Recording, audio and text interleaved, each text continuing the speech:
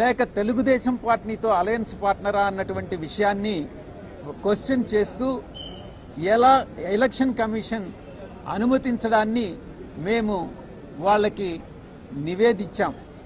ఇలా అనుమతించడం సమంజసమేనా అన్నటువంటి విషయాన్ని ఎలక్షన్ కమిషన్ దృష్టికి జరిగింది. ఇక రెండవ విషయం, జనసేన అన్నటువంటిది unrecognised political party. Glass symbol అన్నటువంటిది ఒక జనరల్ సింబల్. అటువంటి సింబల్ని గతంలో 2019 ఎన్నికల్లో గడిచినటువంటి ఎన్నికల్లో glass symbol throughout the state ఇవ్వడం జరిగింది. అటువంటి సింబల్ని, కామన్ సింబల్ని ఒక పొలిటికల్ పార్టీకి రాష్ట్ర వ్యాప్తంగా కొన్ని స్థానాల్లో 175 స్థానాల్లో కొన్ని స్థానాల్లో పోటీ చేసేటటువంటి ఒక రాజకీయ పార్టీకి ఒక సింబల్ కేటాయించడం జనరల్ సింబల్లో నుంచి అది చట్ట విరుద్ధం అది అన్నటువంటి విషయాన్ని కూడా మేము ఎలక్షన్ కమిషన్కి నివేదించడం జరిగింది. ఈ రెండు విషయాలు కాకుండా మరొక విషయం, మూడవ అంశం,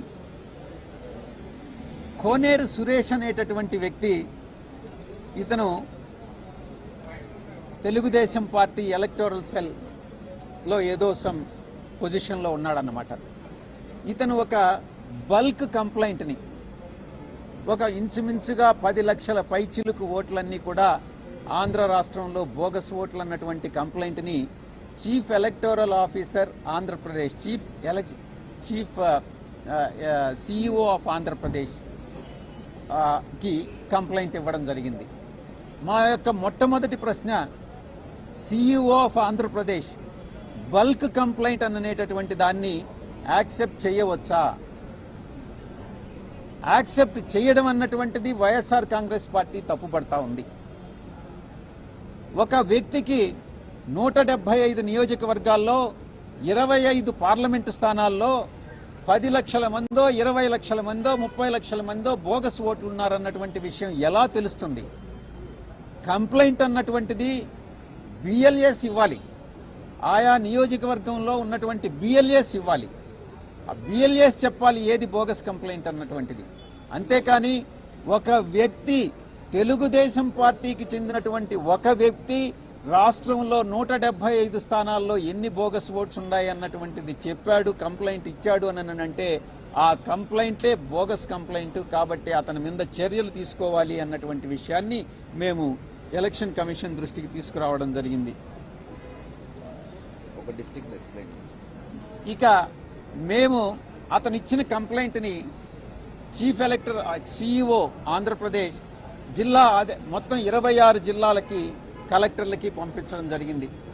26 జిల్లాల కలెక్టర్లకి కూడా పంపించినటువంటి ఈ యొక్క కంప్లైంట్ దాన్ని ఈఆర్ఓస్,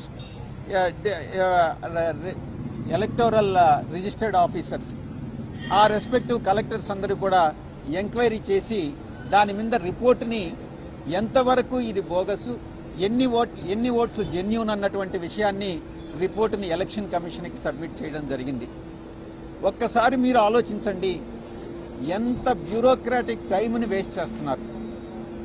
నిజంగా ఈ యొక్క 26 జిల్లాల్లో అతను ఇచ్చినటువంటి ఆ కంప్లైంట్ని వెరిఫై చేస్తే దాంట్లో మేము ఆర్టీఐ ద్వారా మేము ఇన్ఫర్మేషన్ సేకరించి 3 జిల్లాలకు సంబంధించి ఇన్ఫర్మేషన్ సేకరించి దాన్ని మేము ఎలక్షన్ కమిషన్కి నివేదించడం జరిగింది. మొట్టమొదటిది కర్నూలు జిల్లాలో సురేష్ ఇచ్చినటువంటి, టీడీపీ ఇచ్చినటువంటి కంప్లైంట్ ప్రకారం 67,370 బోగస్ ఓట్లు ఉన్నాయని చెప్పడం జరిగింది.